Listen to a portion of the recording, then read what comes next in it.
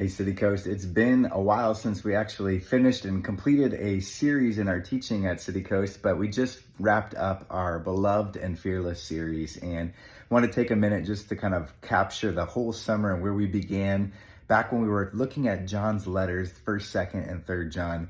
We wanted to kind of take the lessons from those letters and do what we call an authenticity inspection, kind of like when you take your car to the mechanic and you want to see, is it right? Is it being inspected? And we looked at how we have these multi-point inspections. And as a Christian, John, throughout his letters, is giving us a variety of things that we can look at to see, are we real Christians? Because a lot of people today, one of their main critiques of the church is that Christians are just so fake. And according to John's authenticity inspection, a lot of them are right. We don't, like the first point said in the first sermon, we don't know God. We don't know who he is, his nature and character. We don't know that Jesus is the life and love that lights up the whole world. We don't really know God. And so we can't claim to be authentic or real Christians if we don't know God. And we asked ourselves the question the second week, if we know the gospel, like, do we know the story, the real story of Jesus' life, death, and resurrection, the good news of Jesus' life, death, and resurrection, the very big news, this huge story that's going to require a multitude of people from every nation, tribe, and language to tell this great, big, beautiful story that is the gospel. Those were kind of our two doctrinal elements of the inspection. And then John's letters also get at like these devotional elements, like these things we value, these attitudes we hold. And we asked ourselves the question in week 3, if we love the fellowship, do we love the church? Because it's not really fair to expect the world or non-Christians to love the church if Christians don't love the church. And so we talked about, kind of all the good, bad, and ugly of what it is to be part of this fellowship. And we talked about how we really, genuinely, authentically love one another within the church. And we don't do it perfectly, but we do it with authenticity. We do it in a genuine way.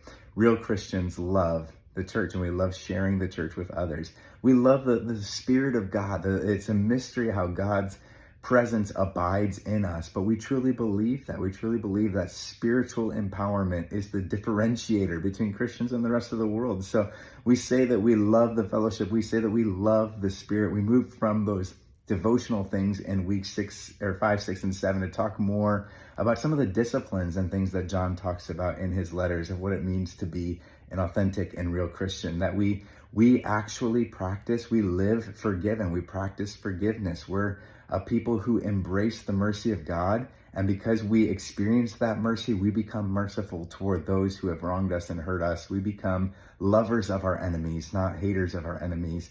We talked about really living righteously. Like, what does it mean to love the goodness and beauty of God and to live in such a way that's consistent with the ethic that Jesus taught and modeled and exemplified and ultimately empowered us by his Spirit to live a righteous life, to seek first the kingdom of God and his righteousness. And then just this last week, we finished up week 7 talking about living victorious, like that there's an overcoming spirit. There's a conquering spirit, and it's a conquering by faith, not force, that happens in the Christian life.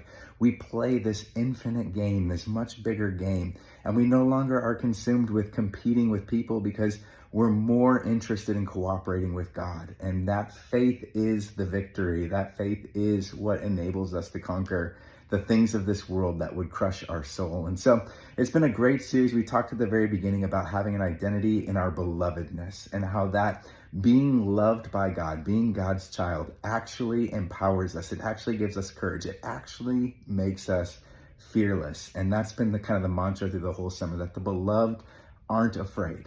The beloved of God are not afraid. And so we want to continue being a beloved and fearless people. And I hope that this summer series has helped us to that end.